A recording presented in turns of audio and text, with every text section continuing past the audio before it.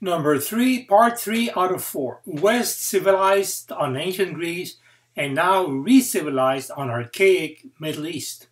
So then, by the contest of elimination, it was that archaic Judea-Israel was selected for refounding ancient Greece.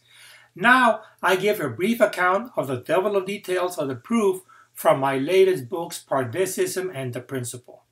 On the one hand, the Pythagorean school of thought contributed triads, that the virtue of everything is three parts in one whole. Case in point, being, as strength, intellect, and luck, equivalent to today's body, mind, and spirit, respectively. On the other hand, the Pythagorean secret sect contributed the tetractys, that the whole is secret, speechless, coming out speech-wise, as triad parts of a sentence in language. Overall, the tetractys is the triad of a right triangle, enclosed by the hole up in the lips, as whole made of triad parts. This comes across as three parts PRD in one whole S, as in Paradise, the acronym.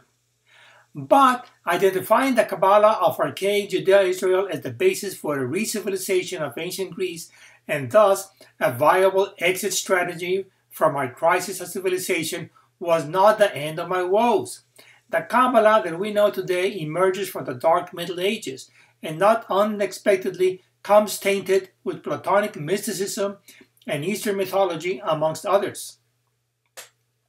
What I opted to do instead was to study the same ultimate source of Kabbalah itself, namely the creation story as it appears in Bereshit, Genesis 1:1 to 2:3. To my surprise, I arrived at a different version to the tree of life. Mine I called the seed of life, insofar as it resembled a seed of a shell with its kernel. Furthermore, within the triad order, there necessarily follows a triad of triads. When comparing the seed of life with the tree of life, I found that the latter requires certain adjustments to its configuration to satisfy the triadic condition. But not completely satisfied either, I then applied the triad criterion to Kabbalah itself and found there are actually a triad representations of Kabbalah. As science teacher, it suddenly dawned on me that all this time I had been using the third type unsuspectedly. This last one I accordingly called the husk of life, in analogy to the makeup of our native Texas pecan.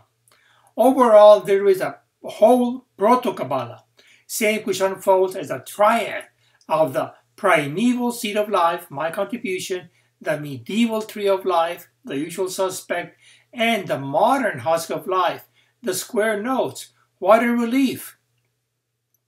Here we now take a break before closing in the last episode with a complete rundown of Proto-Kabbalah as power tool for recreating our civilization out of the phoenix of disrepair in which our world has fallen. Oh, by the way, I'm Rick from Austin, Texas, and I'm running for the U.S. Senate 2020. I have the calling to serve, the message of paradise to disseminate, and the mission of recreation in America of civilization to realize. Entrale a la bola, no seas canica. Let's roll, don't marble. Yours truly, Rick, and GD bless.